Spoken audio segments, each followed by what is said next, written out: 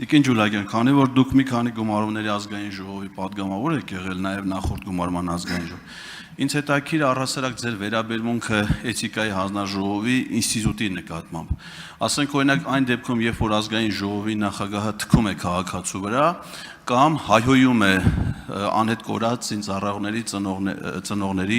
բողոքի ակցիայի մասնակից, նման դեպքերը հիմք են էթիկայի հանձնաժողով ստեղծելու համար, կամ եթե պատգամավորները մարդու իրավունքի պաշտպանի թեկնածուի նկատմամբ ցուցաբերում են անհարգալից վերաբերմունք, վիրավորում են թեկնածուին, խախտելով էթիկայի նորմերը, որը սահմանված է օրենքով։ Դա հիմք է արդյոք էթիկայի հանձնաժողով, որովհետև նախորդ գումարման ազգային ժողովը թույլ տալիս էր նման դեպքերում ստեղծելու ժամանակավոր էթիկայի հանձնաժողովն։ Այդ դուք որպես նախագծի հեղինակ չեք մտածել, որ նախորդ դեպքերի համար էր պետք ստեղծել նման հանձնաժողով։ Շնորհակալություն։ Շնորհակալ եմ հարցի համար, պարոն Ղազարյան, իրականում ես դժվար կտեղավորվեմ ինձ հատկացված 1 րոպե մեջ ձեր հարցին պատասխանելու համար, պետք է ասեմ, որ 8-րդ գումարման, 7-րդ գումարման ազգային ժողովների ժամանակ դրանից առաջ էլ, բայց ես քանի որ այդ երկու գումարումների ազգային ժողովի պատգամավոր եմ եղել, բազմաթիվ են եղել դեպքերը, երբ էթիկայի հանձնաժողովի կարիք զգացվում էր։ Ինչու չի ստեղծվել այդ հանձնաժողովը, որովհետև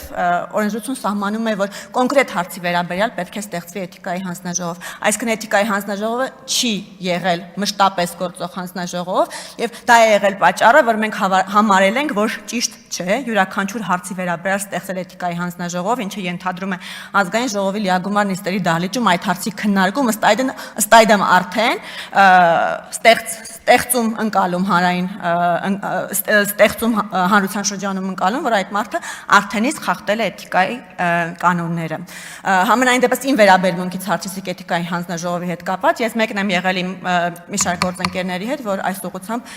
երկար աշխատանք է տարել, եւ ես ուրախ եմ, որ մեզ հաջողվել է գտնել լուծում սահմանադրային իրավական կարգավորումների շրջանակում, եւ մենք այսօր հասել ենք այս կետին, որ քննարկում ենք էթիկայի հանձնաժողովի ստեղծման հարցը։ Արձագանք։ Դուք ասացիք, որ հանձնաժողովը նախորդ գումարում կանոնակարգով պետք է ստեղծվեր կոնկրետ դեպքերի համար, բայց ոնց որ թե ես իմ հարցի մեջ հենց շատ կոնկրետ որոշակի դեպքեր վկայակոչեցի, եւ ուզում եմ իմանալ այդ դեպքերի կապակցությամբ ձեր ընկալումներով, ձեր մշակույթում պետք է արդյոք ստեղծել մշակութային էթիկայի հանձնաժողով, այդ թվում եւ այն դեպքերի հետ կապված, երբ օրինակ ազգային ժողովի պատգամավոր դիմում միայն երկու խմբակցությունների պատգամավորներին պետք է ստեղծվի էթիկայի հանձնաժողով։ Շնորհակալություն։ Շնորհակալություն, արտահերթ հարց, ես տամ Տիկին Ջուլհակյան, իսկ ձեր կարծիքով